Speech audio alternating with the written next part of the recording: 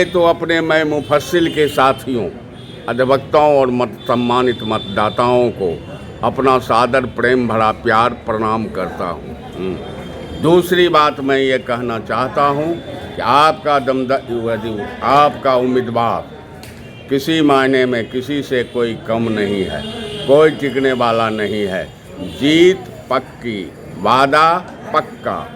मैं गया तो निश्चित रूप से मैं सूबे बिहार के अधिवक्ता, सूबे बिहार में घूमा हूँ और सूबे बिहार के अधिवक्ताओं की मर्मांतक पीड़ा को हमने देखी है।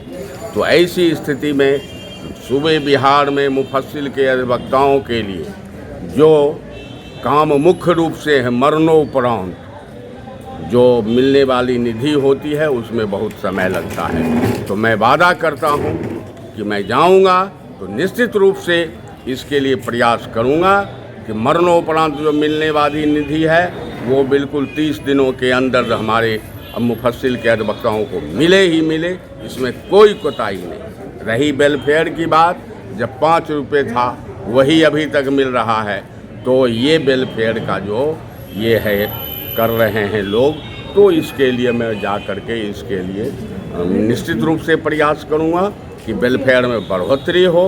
अभी इतना 5 रुपये में जो वेलफेयर का हमको लाभ मिलता था वही अभी तक मिल रहा है। क्यों?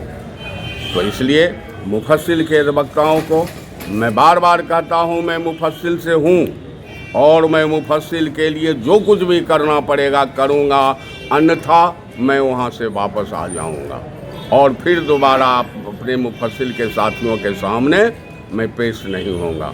इसलिए ये मेरा पक्का वादा है।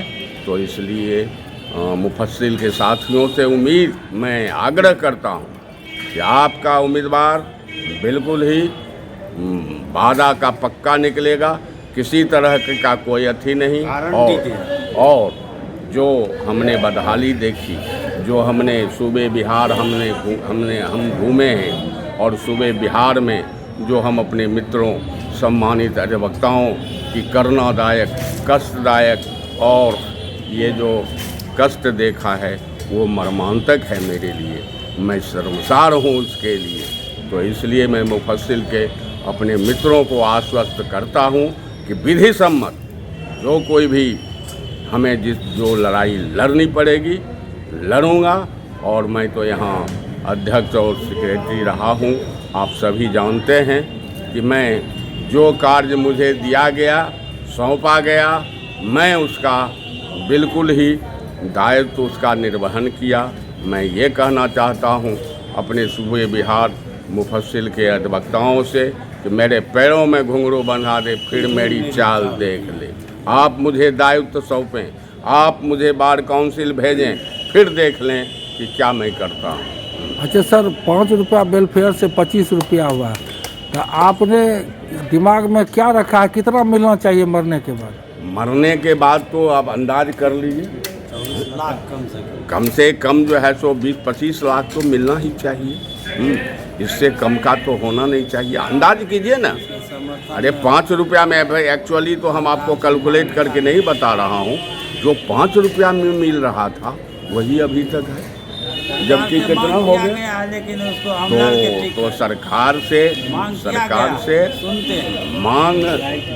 सरकार से उसके लिए हमको अनशन, धरना, प्रदर्शन, सरकार से को मांग मनवाने के लिए जो कुछ भी करना पड़ेगा वो आपके सहयोग से मुफस्सिल वाले के हम सम्मानित अधिवक्ताओं के सहयोग से हम करेंगे। अच्छा, जो नए जूनियर है उनके लिए क्या? अरे नए जूनियर के तो देखिए रहे हैं, तो नए जूनियर के लिए तो सब काम पेंशन वाला काम करना है।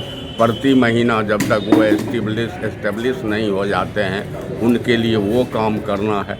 क्या काम? कोई काम है? लगता है कि अधिवक्ता कोई जीवे नहीं है, निरीह प्राणी है, नाइदर पॉलिटिकल नॉर हमारी जो है सो बिहार ये दिल्ली में हमारे जो हैं और स्टेट में हैं, कोई कहीं हम लोगों का तो माल हमारा और मिर्जा खेले होली, माल मुफस्सिल का।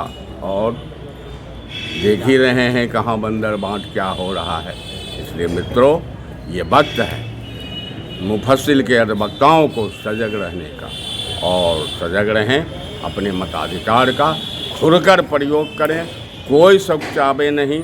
मैं बहुत सारे अपने साथियों का बाइट देखता हूँ, बाइट देखता हूँ, लगता है थोड़ी उनकी बोली में थोड़ी लड़खड़ाहट है। नहीं, आप गर्व से कहें कि हम अधिवक्ता हैं और राम मूर्ति सिंह प्रसाद सिंह को 8 नंबर पर एकदम वोट देंगे ही देंगे।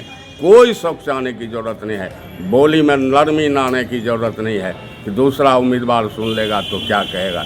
नहीं, डरने की कोई ज़रूरत नहीं है।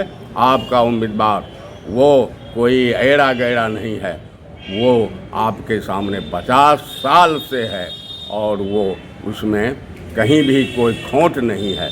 इसलिए आप एकदम बिल्कुल दबंगता के साथ कहें, मैं राम मूर्ति सिंह को 8 नंबर वो सीरियल नंबर 8 पर वोट दूंगा और दूंगा ही।